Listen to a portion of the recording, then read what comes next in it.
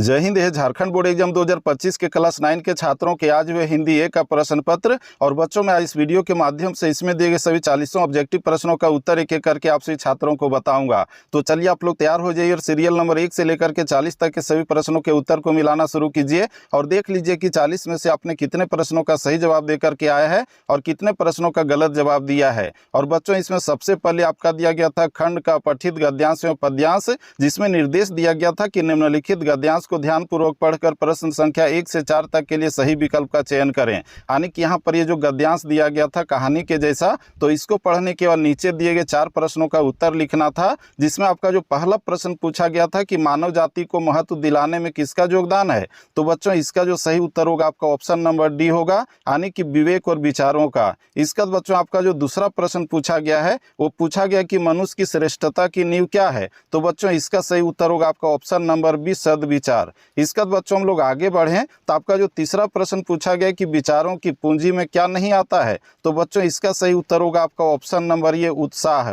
इसका बच्चों हम लोग आगे बढ़ें तो आपका जो चौथा प्रश्न पूछा गया कि प्रस्तुत गद्यांश का उपयुक्त शीर्षक क्या होगा। तो बच्चों इसका सही उत्तर होगा आपका ऑप्शन नंबर डी विचार शक्ति। इसका बच्चों हम लोग आगे बढ़ें तो आगे के प्रश्न के लिए आपका निर्देश दिया गया था कि निम्नलिखित काव्यांश को ध्यानपूर्वक पढ़कर प्रश्न संख्या 5 से 8 तक के लिए सही विकल्प का चयन करें। यानी कि ये जो कविता दी गई थी इसको पढ़ना था। पढ़ने का नीचे दिए गए 4 प्रश्नों का उत्तर लिखना था, जिसमें आपका 5वां प्रश्न पूछा गया कि भगवान के डाकिये कौन है। तो बच्चों इसका जो सही उत्तर होगा आपका ऑप्शन नंबर सी होगा पेड़ और पौधे। इसका बच्चों हम लोग आगे बढ़ें तो आपका जो अगला प्रश्न पूछा गया है कि एक देश की धरती दूसरे को क्या भेजती है। तो इसका सही उत्तर होगा ऑप्शन नंबर सी सुगंध। इसका बच्चों आपका अगला प्रश्न है कि प्रकृति को किस रूप में प्रस्तुत किया गया है। तो इसका सही उत्तर होगा आपका ऑप्शन नंबर सी संदेशवाहक। इसका बच्चों आगे बढ़ें तो 8वां प्रश्न पूछा गया कि पेड़ पौधे पानी और पहाड़ क्या बांचते हैं। तो बच्चों इसका सही उत्तर होगा ऑप्शन नंबर बी चिट्ठियां।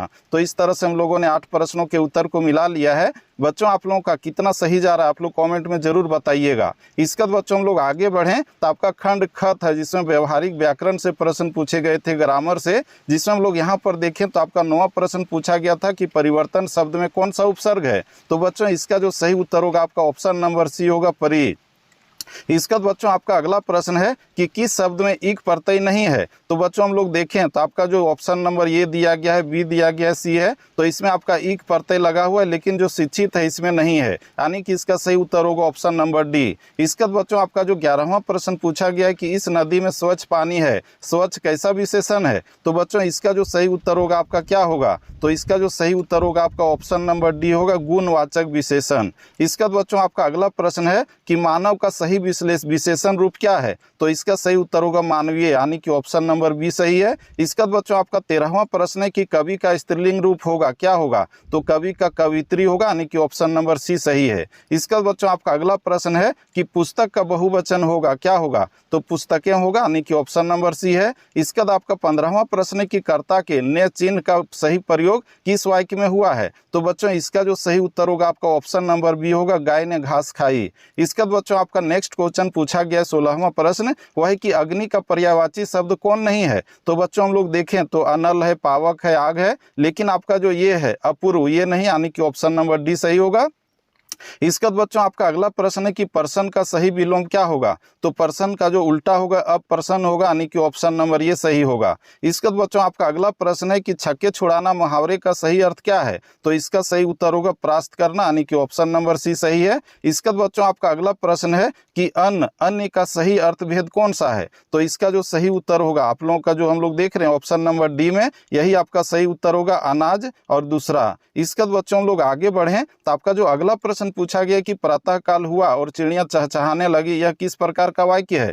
तो बच्चों ये आपका जो संयुक्त वाक्य है, यानी कि ऑप्शन नंबर बी सही होगा। जिसमें और जुड़ा रहता है वो संयुक्त वाक्य होता है। इसका बच्चों आपका जो अगला प्रश्न पूछा गया है वो आपका खंड ग, यानी कि पाठ्य पुस्तक से पूछा गया, जिसके लिए निर्देश है कि निम्नलिखित गद्यांश को ध्यानपूर्वक पढ़कर प्रश्न संख्या 21 से 24 तक के लिए सही विकल्प का चयन करें। यानी कि इस कहानी को पढ़ करके नीचे दिए गए 4 प्रश्नों का उत्तर लिखना था, जो आपके पाठ्य पुस्तक से दिया गया है, जिसमें आपका लिखा हुआ है कि प्रस्तुत गद्यांश किस पाठ से लिया गया है। तो बच्चों ऊपर में जो गद्यांश दिया गया है ये आपके किस पाठ से लिया गया है, तो ये आपका लिया गया है नाना साहब की पुत्री देवी मैना को भस्म कर दिया गया। ये आपका सही उत्तर ऑप्शन नंबर ये होगा। इसके बाद बच्चों हम लोग आगे बढ़ें तो आपका अगला प्रश्न है कि नाना साहब जब कानपुर से भागने लगे तब वे किसे अपने साथ नहीं ले जा सके। तो इसका सही उत्तर होगा पुत्री जो उसकी मैना थी वो नहीं ले जा सके थे।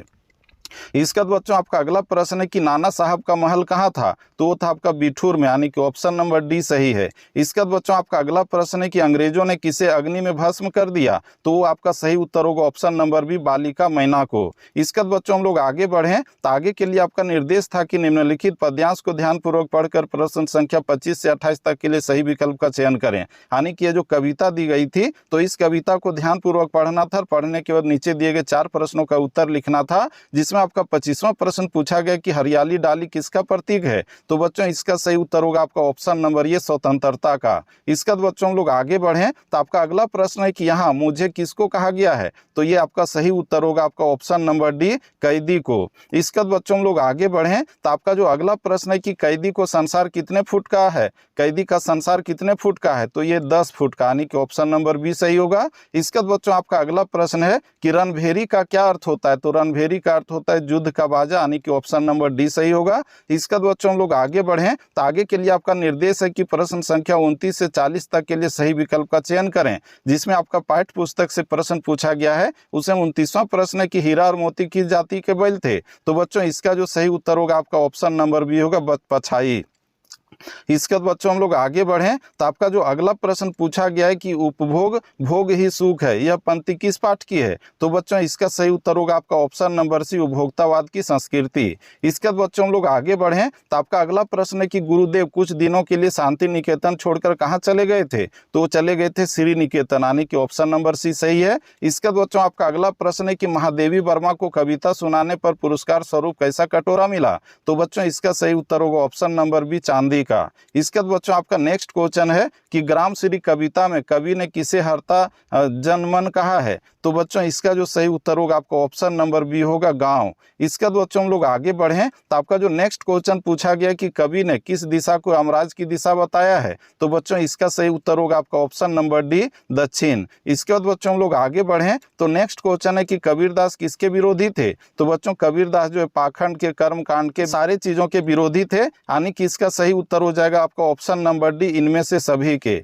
इसके बाद बच्चों हम लोग आगे बढ़ें तो आपका जो अगला प्रश्न पूछा गया है हम लोग यहाँ पर देखें तो आपका जो 36वां प्रश्न पूछा गया है कि कवि रस खान मनुष्य के रूप में किस गांव के ग्वाल बनकर जन्म लेना चाहता है। तो बच्चों इसका जो सही उत्तर होगा आपका ऑप्शन नंबर ये हो जाएगा गोकुल। ये आपका 36वें प्रश्न का सही उत्तर होगा ये। इसका बच्चों आपका अगला प्रश्न है कि माटी वाली किस शहर में माटी बेचने जाया करती थी। तो बच्चों वो जो है माटी बेचने के लिए कहाँ जाती थी। तो इसका सही उत्तर होगा आपका ऑप्शन नंबर डी टिहरी जाया करती थी। इसका बच्चों आपका अगला प्रश्न है कि गोपाल प्रसाद विवाह को क्या मानते थे। तो वो जो बिजनेस मानते थे, यानी कि ऑप्शन नंबर सी सही होगा। तो बच्चों इस तरह से हम लोगों ने अभी तक 38 प्रश्नों के उत्तर को मिला लिया है, जो बहुत ही इजी प्रश्न पूछे गए थे। और बच्चों हम आगे बढ़े इससे पहले आप लोग जो अपने प्यारे प्यारे हाथों से इस यूट्यूब चैनल को सब्सक्राइब करके इसके नोटिफिकेशन बेल को प्रेस करके रख सकते हैं, ताकि मैं भविष्य में भी ठीक इसी तरह से आप लोगों को हेल्प कर सकूं। इसके बाद बच्चों आपका जो अगला प्रश्न पूछा गया है वो पूछा गया कि लेखिका की दादी किस प्रकार के व्यक्ति को सही राह पर ले आई थी। तो बच्चों वो जो है एक चोर को सही रास्ते पर ले आए थे, यानी कि ऑप्शन नंबर डी सही होगा।